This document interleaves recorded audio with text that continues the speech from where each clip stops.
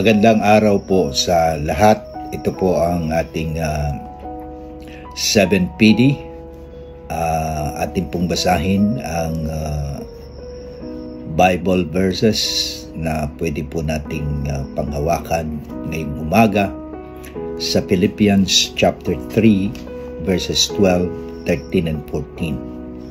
Sabi ni Apostol Pablo, "Not as though I had already attained, either were already perfect, but I follow after, if that I may apprehend that, for which also I am apprehended of Christ Jesus.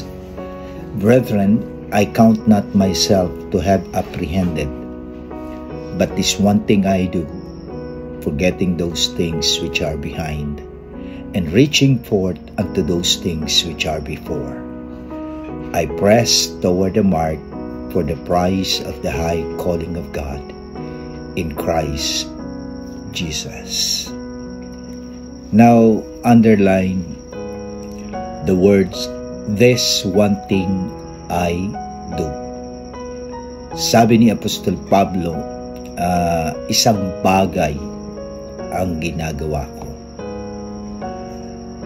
Ang isang mamamana o archer, kapag gusto niyang patamain, kaya ay kung gusto niyang i-bullseye ang target, mapapansin ninyo ang mamamana ay ginagamit niya lang ay isang mata. Ang prinsipyo ng mga dalubhasa o magagaling sa archery, kung bakit isa lang mata, sapagkat ito ay nakakatulong para sila'y magkaroon ng focus. Hindi pwedeng dalawang mata. It's a single eye for a single target. They call it focus. Sa buhay nating ito, tayong mga mananampalataya, kailangan natin talaga ang focus. Ang daming distraction, ang daming mga balakid, mga hadlang. Yun ay minsan pamamaraan yun ng Diablo na alisin tayo sa ating focus. Ang dahilan kung bakit marami ang nadi-discourage, marami ang hindi nakapagpapatuloy, napapanghinaan agad ng loob dahil kulang sa focus. Sa pasimula ng klase, alam niyo po ninyo, isa sa magbibigay sa atin ng araw-araw na inspiration, itong tinatawag na focus. Sa mga bagong likdas, sa mga kahit hindi bago pa lang,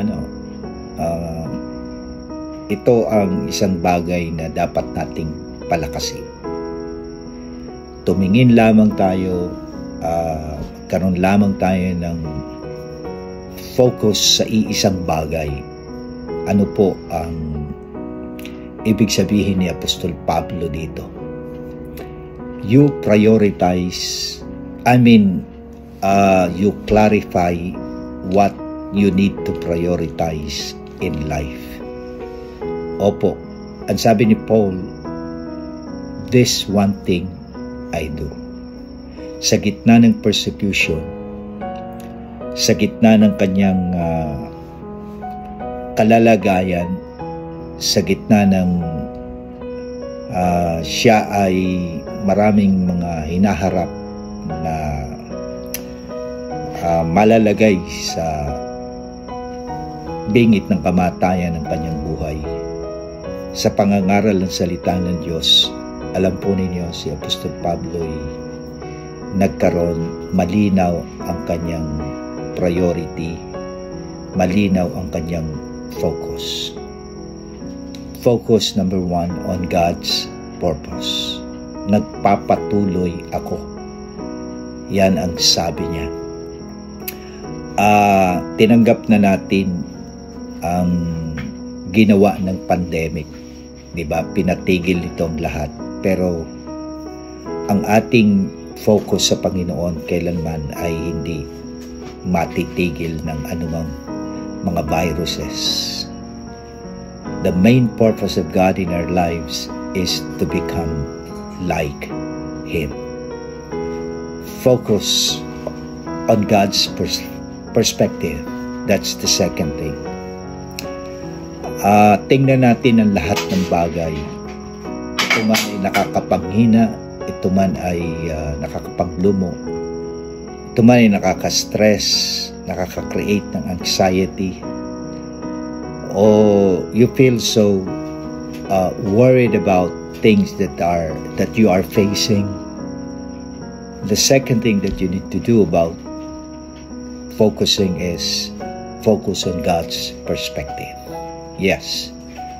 Apostle Paul once said, "One thing I do, forgetting those things which are behind and reaching forth unto those things which are before." Alam niya na yung bagay na harapin niya, those things, and in the past, at present, and future, alam niya na ang Panginoon Diyos ang siyang naroroon.